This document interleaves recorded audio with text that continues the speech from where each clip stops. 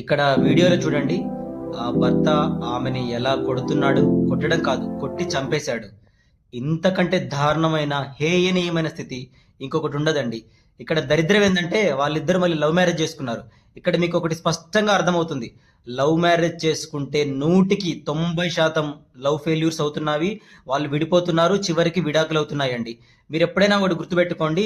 నా మాట కొంచెం మీకు బాధ అనిపించినా సరే, పెద్దలు కుదిర్చిన పెళ్ళే అన్ని రకాలుగా శ్రేయస్కరం.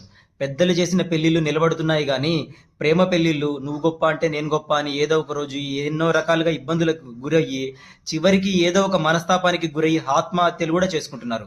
అలా జరగకుండా ఉండాలంటే పెద్దలు కుదిర్చిన పెళ్లిళ్ళే, అదే అమ్మా నాన్నలు చూసిన అబ్బాయిని, అమ్మా నాన్నలు చేసిన పెళ్లిళ్ళు మాత్రమే చేసుకోండి. అర్థమవుతుందా?